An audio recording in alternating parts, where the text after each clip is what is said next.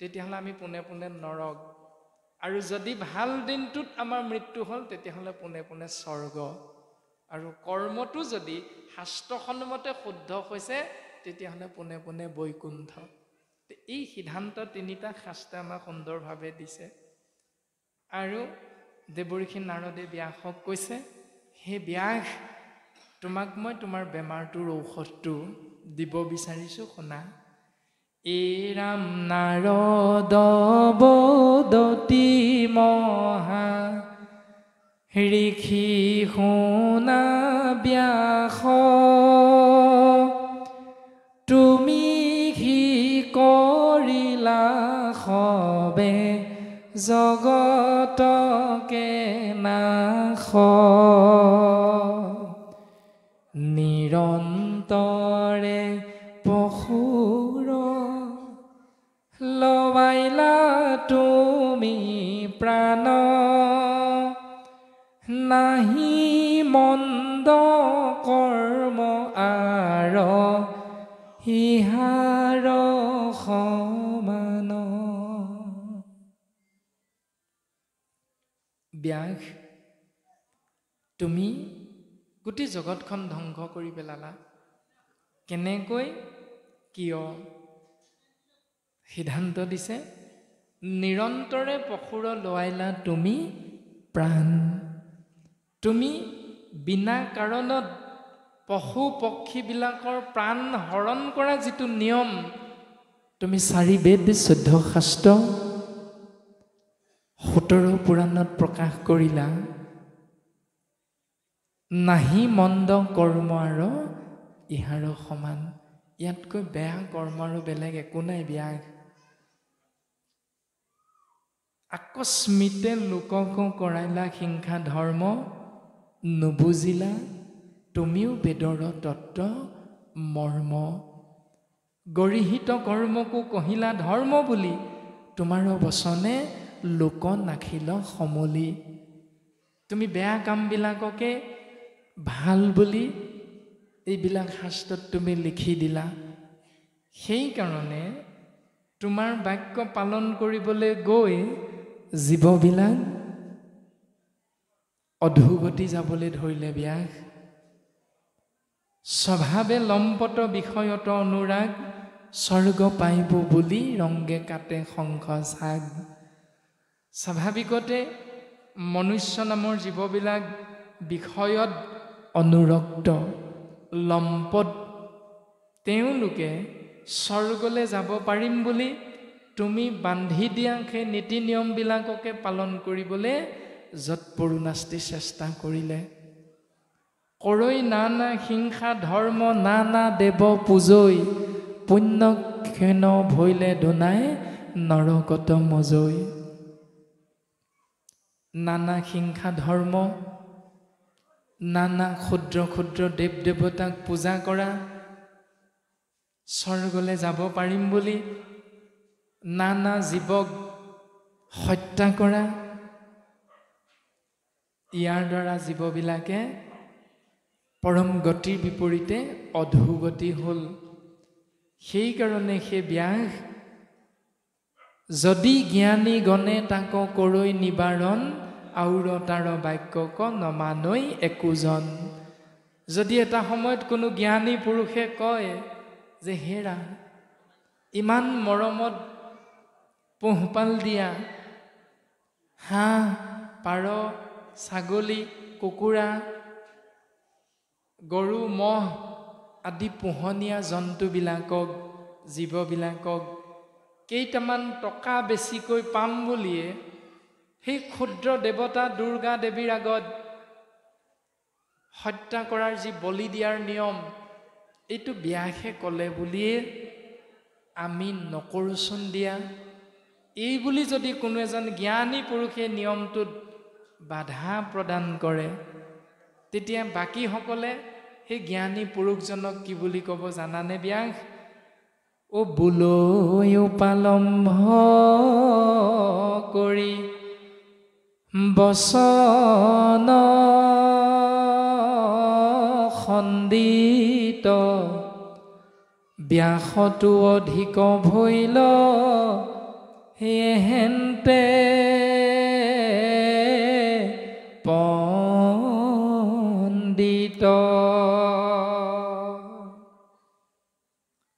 সেই ব্যক্তিজনৰ বাক্যবিলাক অমান্য কৰি প্ৰকাশ কৰিব, ওলালেহি আকৌ এওঁ ব্যাসতকৈ অধিক পণ্ডিত। হেৰৌ স্বয়ং ব্যাসেই কৈ থৈ গৈছে এইবিলাক কথা আমাক পালন কৰিবৰ বাবে। এইজন আকৌ ওলালেহি চোৱা ব্যাসতকৈ পণ্ডিত। কোনে মানিব তোমাৰ কথা? নাই নাই, আমি তোমাৰ কথা মানিবলৈ নাই। এই বুলি সেই জ্ঞানী ব্যক্তিজনক কিন্তু বাকীবিলাকে উপলুঙা কৰিব, ইটিকিং কৰিব, ককৰ্থনা কৰিব ব্যাস। গতিকে প্ৰত্যক্ষ আৰু পৰোক্ষ ৰূপত কেৱল তোমাৰ গাতে দুখটো আহি পৰিব ব্যাস। গতিকে তুমি সময় থাকোঁতে অকণমান চিন্তা কৰা। এইৰামে প্ৰকৃতি কহিলা তুমি আনহে ধৰ্ম ক, নকৈলা প্ৰখ্যাত কৰি কৃষ্ণ কীৰ্তন ক। তুমি পোনপটীয়াভাৱে 4 বেদ 14 শাস্ত্ৰ 17 ভাগী পুৰাণত কেৱল আন দেৱ ধৰ্মবিলাকৰ কথাহে ক'লা, যিটো মায়াময় দেৱ ধৰ্ম। নকৈলা প্ৰখ্যাত কৰি কৃষ্ণ কীৰ্তন ক। তুমি কৃষ্ণৰ কীৰ্তন কৰিলে যে জীৱৰ কল্যাণ সাধন হ'ব, এই পৰম সত্যটো তুমি সেই শাস্ত্ৰবিলাকত জীৱৰ মংগলৰ অৰ্থে প্ৰকাশ নকৰিলা ব্যাস। আৰু সেইকাৰণে কি হ'ল? অ সিজিল তোমাত ঋষি পৰম ন্যায়, নাহি সুস্থ চিত্ত তব এহি হে অভিপ্ৰায়। তোমাৰ যে চিত্তটোত শান্ত নাই, শান্তি নাই মনত, তোমাৰ যে শৰীৰটো অসুস্থ, কাৰণটো এইটোৱে। কাৰণ তুমি কৃষ্ণ কথা নকলা। আন দেৱ ধৰ্মবিলাকক তুমি আশ্ৰয় কৰিলে জীৱৰ গতি হ'ব বুলি মিছাকৈ কৈ দিলা এই পথটো। সেইটোৱে তোমাৰ অসুস্থতাৰ মূল কাৰণটো। যদি ব্যাসে কৃষ্ণ কথা নোকোৱাৰ বাবে, নিলিখাৰ বাবে ব্যাসৰ মতিচন্ন হৈছে, তেতিয়াহ'লে আমি কৃষ্ণ নাম আশ্ৰয় নকৰিলে আমাৰ কি হ'ব? উত্তৰটো তাতে আছে। যদি আমি কৃষ্ণ নাম আশ্ৰয় নকৰোঁ, তেতিয়াহ'লে আমাৰ অৱস্থাটো কি হ'ব? আমাৰ কিয় অশান্তি হয় ঘৰখনত, আমাৰ মনত কিয় অশান্তি হয়, শৰীৰ কিয় অসুস্থ হয়, তাৰ উত্তৰটো হ'ল সেইটো। সেইকাৰণে আমি প্ৰত্যেকেই চিন্তা কৰাটো অতীৱ প্ৰয়োজন। আমাৰ যিজনা নামাচাৰ্য প্ৰভুৱে আজি নামশাৰী হাত ধৰিছিল, সেই নামাচাৰ্য প্ৰভুজনাই নামৰ অন্তত যেতিয়া গুৰুঘৰীয়া আশীৰ্বাদ ভাগ প্ৰদান কৰিছিল, তাৰ পাছত প্ৰভুজনাই এটি উপদেশ দিছিল। আপোনাসৱে সমস্তজনাই হয়তো কাণ পাতি শুনিছিল। কৃষ্ণৰ চৰিত পৰম অমৃত, আতপৰে নাহি আন, কোটি কোটি তীৰ্থ তপ জপ যজ্ঞ, হবিও নুহি সমান। নামাচাৰ্য প্ৰভুজনাই উপদেশ দিছিল। কৃষ্ণৰ চৰিত্ৰ পৰম অমৃত, আতপৰে নাহি আন। অৰ্থাৎ কৃষ্ণদেৱৰ গুঞ্জক লীলা চৰিত্ৰ শ্ৰৱণ কৰি জীৱৰ যিমান কল্যাণ হ'ব, তাৰ সমান কোটি কোটি তীৰ্থ তপ জপ যজ্ঞ হবেও এই সকলোবিলাক এটাও কৃষ্ণ নামৰ সমান হ'ব নোৱাৰে। সেইকাৰণে আমাক গুৰুজনাই সিদ্ধান্ত দিছে, আন দেৱ ধৰ্ম দূৰতে তেজীয়া কৃষ্ণত ভকতি কৰা। আন সেই দেৱ ধৰ্মবিলাক তোমালোকে ত্যাগ কৰা। ওম গণেশায় নমঃ এৰি দিয়া, ওম দুৰ্গায় নমঃ এৰি দিয়া, ওম নম শিৱায় শিৱৰাত্ৰি যিটো ব্যৱস্থা এইটো তুমি এৰি দিয়া। আন দেৱ ধৰ্ম এই ক্ষুদ্ৰ ৩৩ কোটি দেৱ দেৱতাক পূজা কৰি তুমি যি জীৱন অতিবাহিত কৰি আছিলা সেইটোৰ দ্বাৰা জীৱৰ অধোগতি শাস্ত্ৰই স্পষ্টভাৱে প্ৰকাশ কৰিছে। গতিকে সেই অধোগতি পথটো ত্যাগ কৰি যদি পৰম গতি বিচাৰা তেতিয়াহ'লে তোমালোকে কেৱল কৃষ্ণৰ নাম লীলা গুণ যশ চৰিত্ৰ অমৃত তোমালোকে পান কৰা সেই জীৱ তেতিয়াই তোমাৰ হ'ব আৰু কল্যাণ সাধন হ'ব। আৰু সেই নীতি নিয়মবিলাক বাকী 4 বেদ 14 শাস্ত্ৰ 17 পুৰাণত কিন্তু নাই। আছে ক'ত? ভাগৱতে আমাক তাৰ সিদ্ধান্তটো দিলে। এৰাম মোৰ উপদেশে কৰা ভাগৱত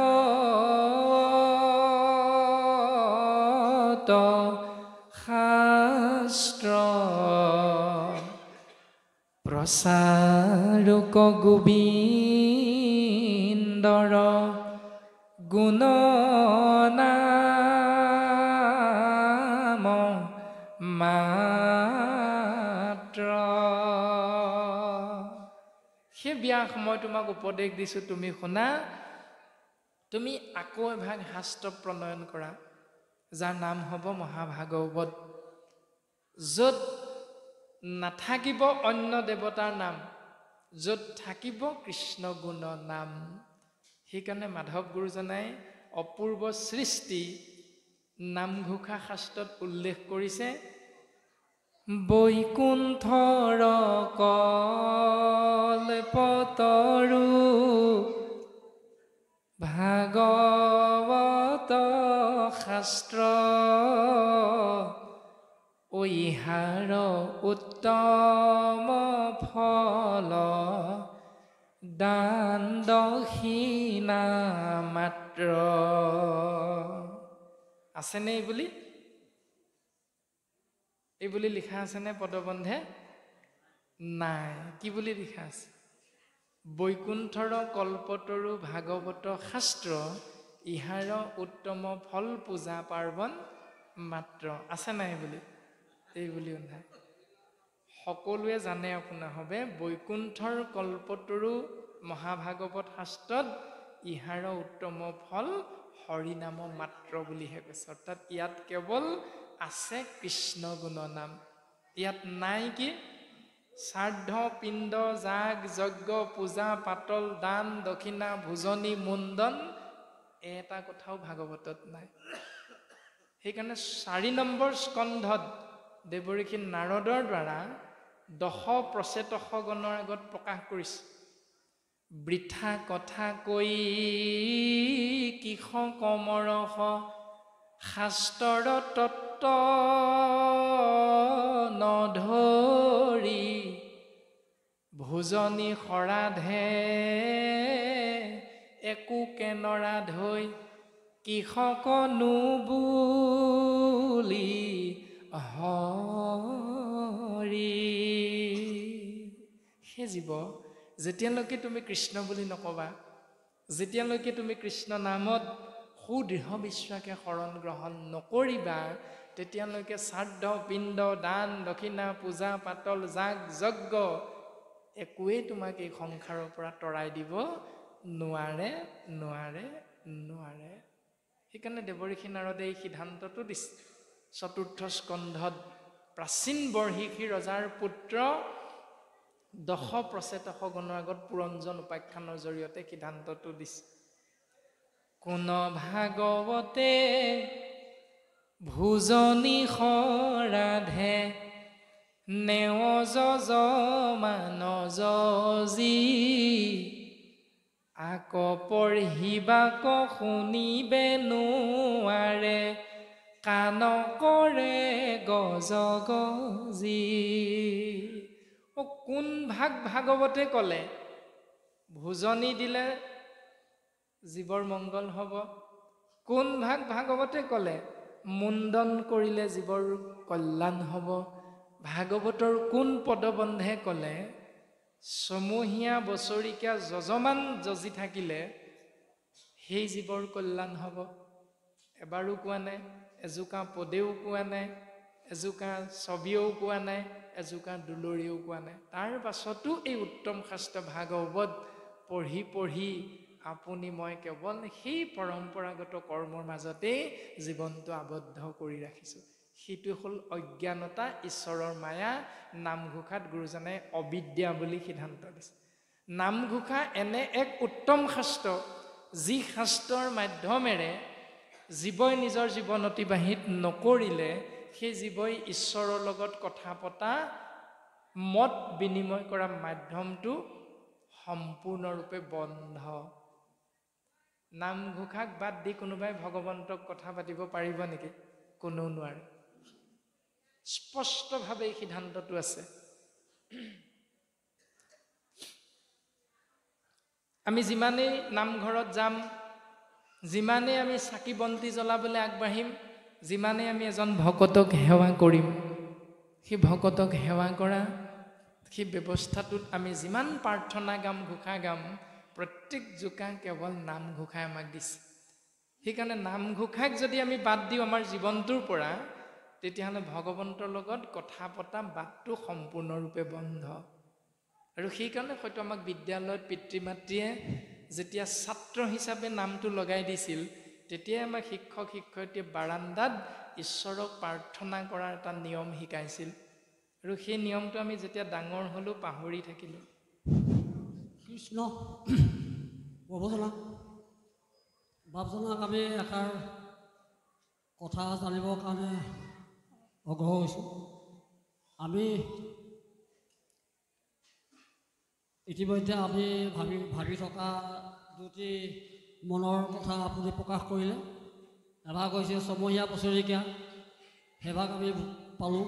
আৰু এভাগ কৈ গ'ল আপুনি ভোজনীৰ কথাটো ক'লে, সেইভাগো আমি পালোঁ। আমি ভাবি আছিলোঁ আপোনাক এই কথাকেইষাৰ আমি অৱগত কৰাম বুলি। আৰু এভাগ থাকি গ'ল আমাৰ, আপুনি কৃপা কৰি থৈ গ'লে আমি নথৈ আনন্দিত হ'ম। কাৰণ আমি এই অনুষ্ঠান ভাগৰ পৰা কিবা এটা বস্তু বা সাৰ পাম বুলি আশা কৰি আমাৰ এই অনুষ্ঠান ভাগ ইয়াত থিৰাং কৰা হৈছে। কথাটো হ'ল কি, আপোনাৰ জ্যোতিষময় চেনেলটোৰ যোগেদি আমি ভালেমানখিনি কথা আমি অৱগত হৈছোঁ যদিও আমাৰ বহু সংখ্যক বৃদ্ধ ভকত বৃন্দই হওক বা আইসকলে হওক, বহুতে হয়তো মোবাইলৰ যোগেদি এই কথাখিনি সম্পূৰ্ণকৈ পোৱা নাই। একাংশ হয়তো বাদ পৰি আছে। গতিকেলৈ এই ক্ষেত্ৰতে মই কথাষাৰ ক'বলৈ লৈছোঁ। আমাৰ গুৰু দুজনাৰ আদিৰ্ভাৱ তিথি আৰু তিৰুভাৱ তিথি দুভাগ আছে। তাৰ ভিতৰতে তিৰুভাৱ তিথিটো পতাৰ ক্ষেত্ৰত কিবা অপৰাধ আছে নি? আপুনি অকণমান আমাক কৃপা কৰি থৈ গ'লে আমি নথৈ আনন্দিত হ'ম। কৃষ্ণ কৃষ্ণ।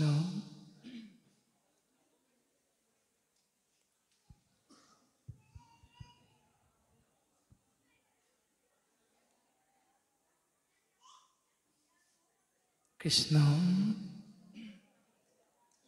পৰম বৈষ্ণৱজনাৰ চৰণ কমলত আমি ভক্তিৰ সেৱাভাগী অৰ্পণা কৰা হৈছে। বাপজনাই খুব সুন্দৰ এটি প্ৰশ্ন আগবঢ়াইছে। যদিও আমি প্ৰশ্নভাগীৰ উত্তৰ ইতিমধ্যে জ্যোতিৰ্ময় নামৰ ইউটিউব চেনেলটোত সেই প্ৰশ্নভাগীৰ উত্তৰটো দিয়া হৈছে, গতিকে আমি বাপজনাৰ চৰণ কমলত সেৱাভাগী নিবেদন কৰা হৈছে। খুব চমুকৈ আমি প্ৰশ্নটোৰ উত্তৰ দিবলৈ আগবাঢ়িব বিচৰা হৈছে যে গুৰুজনাৰ আবিৰ্ভাৱ আৰু তিৰুভাৱ। আবিৰ্ভাৱ মানে হ'ল জন্ম, তিৰুভাৱ মানে হ'ল মৃত্যু। ভাগৱতে এটা সত্য দৰ্শন দিছে। সত্য দৰ্শনটো হ'ল যে শৰীৰটো বিনাশী, আত্মা অবিনাশী। আৰু সেই অবিনাশী আত্মাৰ বাবে আমি শৰীৰধাৰী মনুষ্য নামৰ জীৱবিলাকে কোনো ছমহীয়া বছৰিকা কৰাৰ কোনো প্ৰয়োজন নাই। 6 নম্বৰ স্কন্ধত ভাগৱতৰ 6ষ্ঠ স্কন্ধত খুব সুন্দৰভাৱে ইয়াৰ উত্তৰ প্ৰদান কৰিছে। আমি সকলোৱে কথাখিনি কম বেছি পৰিমাণে বুজি পাওঁ, কিন্তু তাৰ প্ৰাক মুহূৰ্তত আমি ভাৱ জনাই সোধা সেই প্ৰশ্নটিৰ উত্তৰটো আগবঢ়াবলৈ আগবঢ়া হৈছে। আমি প্ৰথম জানিবলৈ চেষ্টা কৰিব লাগিব যে শংকৰনো প্ৰকৃততে কোন। বিদ্যালয়ত নাম লগাওঁতে আমি প্ৰত্যেকেই পাইছিলোঁ যে কুসুম্বৰ ভূঞাৰ গৃহত শংকৰ নামেৰে সত্যসন্ধাৰ গৰ্ভত এটি দেৱশিশুৰ জন্ম হৈছে, আৰু সেই দেৱশিশুটিৰ নাম ৰখা হৈছে শংকৰ। কিয়নো কুসুম্বৰ ভূঞাই তেওঁৰ বংশ পৰিয়ালে সেইখিনি সময়লৈকে দুৰ্গা পূজা, শিৱ পূজা আদি অন্য দেৱতাৰ পূজাবিলাক আশ্ৰয় কৰি আছিল। কিন্তু যেতিয়া এই ক্ষুদ্ৰ ক্ষুদ্ৰ দেৱ দেৱতাসকলৰ পূজা কৰিছিল, সেই পূজা কৰি জীৱই পৰম গতি লাভ কৰিব পৰা নাছিল। সেইকাৰণে গুৰু চৰিতৰ মাধ্যমেৰে আমাক এটি সুন্দৰ দৰ্শন দিছে। ৰাম পূৰ্বকালে ইটো ৰাজ্যে নাছিল ভকতি, নানা দেৱ পূজা মাত্ৰ আচৰে সম্প্ৰতি। পূৰ্বতে অসম নামৰ ৰাজ্যখনৰ ৰজা আছিল নৰকাসুৰ, আৰু সেই নৰকাসুৰৰে ৰাজ্য অসমত ভক্তি নাছিল, বিপৰীতে নানা দেৱ পূজা কৰা নিয়মটোহে প্ৰচলন আছিল। নানা দেৱ পূজন কৰয় বলিদান, শংখ চাগ মহিষ কাটৈ অসংখ্য প্ৰমাণ। নানা দেৱতাক বলি বিধান প্ৰক্ৰিয়াৰে পূজা কৰা নিয়মটো এই অসম মুলুকত প্ৰচাৰ হৈছিল, প্ৰকাশ হৈ আছিল। তাৰ পাছত সেই ব্যৱস্থাটোৰ মাধ্যমেৰে জীৱই নিজৰ জীৱন অতিবাহিত কৰাৰ কাৰণে জীৱবিলাক পৰম গতিৰ বিপৰীতে অধোগতি যাবলৈ ধৰিলে, আৰু অধোগতি যোৱাৰ বাবে ভগৱন্ত পৰম আত্মা ঈশ্বৰ কৃষ্ণদেৱৰ সন্তানস্বৰূপ আমি জীৱাত্মাবিলাকৰ মংগল কামনা কৰি ঈশ্বৰ কৃষ্ণ প্ৰভু ভগৱন্তই চিন্তা কৰিছে ক'ত? বৈকুণ্ঠত। ৰাম লোকতল গৈল কলি পাপ সাগৰত, কৃপাময় কৃষ্ণে চিন্তা কৰি বৈকুণ্ঠত। ভগৱন্ত পিতৃ কৃষ্ণদেৱে বৈকুণ্ঠত চিন্তা কৰিছে সন্তানস্বৰূপ জীৱাত্মাৰ মংগলৰ কথা, আৰু চিন্তা কৰি তেওঁ এটা উত্তৰ উলিয়ালে, উপায় উলিয়ালে। উপায়টো কি? ইটো লোক সমস্তকে কৰিতে উদ্ধাৰ, শংকৰ মাধৱ ৰূপে ভৈলা অৱতাৰ। সমস্ত জীৱক কলিৰ কৰাল গ্ৰাসৰ পৰা মুক্ত কৰাৰ মানস কৰি ভগৱন্ত পুৰুষে শংকৰ মাধৱ ৰূপে কলিযুগত অৱতাৰ ধাৰণ কৰিলে। তাৰ মানে দ্বাপৰ যুগৰ দৈৱকী নন্দন কৃষ্ণই হ'ল কলিযুগত শংকৰ গুৰু ৰূপে অৱতাৰ হৈছে। আৰু কলিযুগৰ আমাৰ জগতগুৰু পৰম গুৰু শংকৰেই হ'ল দ্বাপৰ যুগৰ শ্ৰীকৃষ্ণ। আৰু দ্বাপৰ যুগৰ শ্ৰীকৃষ্ণই হ'ল নিৰ্গুণ নিৰাকাৰ কৃষ্ণ তত্ত্ব, যিজন সৃষ্টি স্থিতি আৰু প্ৰলয়ৰ গৰাকী। সিদ্ধান্ত দিলে। তাৰ পাছত আমি চিন্তা কৰিলে উত্তৰ পাম, বঢ়াৰপো মহাপুৰুষ মাধৱ গুৰুজনাই গুৰু প্ৰশস্তিত লিখিছে, গুৰু ভতিমাত লিখিছে, জয় গুৰু শংকৰ সৰ্বগুণাকৰ, যাকেৰি নাহি কেও পাম, তোহাৰি চৰণ কৰে নো শত কোটি, বাৰে কৰো প্ৰণাম।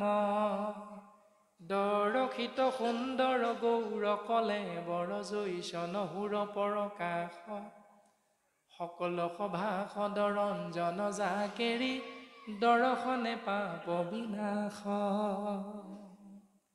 ইমান সুন্দৰভাৱে গুৰুৰ ভতিমা মাধৱ গুৰুজনে দৰ্শন কৰাইছে, আৰু দৰ্শন কৰাই সিদ্ধান্ত দিছে, ত্ৰিভুৱন বন্দন দৈৱকী নন্দন, জুহৰি মাৰল কংস, জগজন তাৰণ দেৱ নাৰায়ণ, শংকৰ তাকেৰি অংশ। শংকৰেই হ'ল দ্বাপৰ যুগৰ দৈৱকী নন্দন কৃষ্ণ।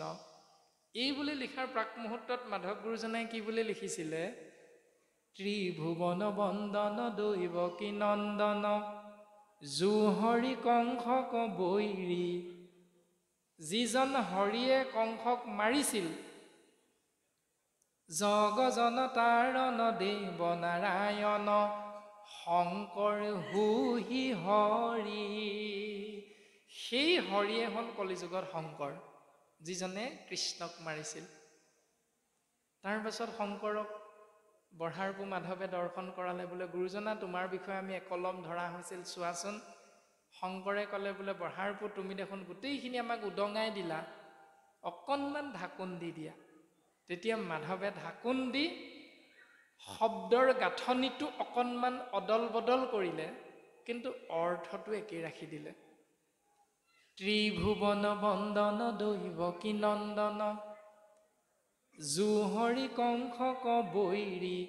ইয়াৰ বিপৰীতে জুহৰি মাৰল কংস, অৰ্থ কিন্তু একেটাই, যিজন হৰিয়ে কংসক মাৰিছিল। জগজন তাৰণ দেৱ নাৰায়ণ, শংকৰ হুহি হৰি। তাৰ বিপৰীতে শংকৰ তাকেৰি অংশ, অৰ্থ একেটাই থাকিল, মাত্ৰ শব্দৰ গাঁথনিটো অকণমান সলনি কৰিলে। ইয়াৰ পৰা আমি স্পষ্টভাৱে বুজি পালো যে দ্বাপৰ যুগৰ দৈৱকী নন্দন কৃষ্ণই হ'ল কলিত শংকৰ। ৩ নম্বৰতে আমি যদি বিশ্লেষণ কৰোঁ, উত্তৰটো পাম, যেতিয়া ভগৱন্ত কৃষ্ণই দ্বাপৰ যুগত জীৱৰ কল্যাণ সাধন কৰি এই ধৰাধাম এৰিবলৈ চিন্তা কৰিলে, তেতিয়া মহাভক্ত উদ্ধৱে ভগৱন্ত কৃষ্ণক ক'লে, প্ৰভু তুমি যদি গুচি যোৱা মোৰ অৱস্থা কি হ'ব? তেতিয়া ভগৱন্ত কৃষ্ণই সিদ্ধান্ত দিছে, উদ্ধৱ মই নাযাওঁগৈ দিয়া, থাকিম। বোলে ক'ত থাকিবা প্ৰভু? তেতিয়া ভগৱন্তই ক'লে, তিৰোধায়ম প্ৰৱেশটো হয়ং শ্ৰীমদ ভাগৱতাৰ নৱম। উদ্ধৱ মই তিৰোধায়ম মানে যামগৈ, প্ৰৱেশটো হয়ং মই পুনৰ ইয়াত থাকিম, প্ৰৱেশ কৰিম। উদ্ধৱ মই নাযাওঁগৈ। ক'ত থাকিম জানানে উদ্ধৱ? প্ৰৱেশটো হয়ং শ্ৰীমদ ভাগৱতাৰ নৱম।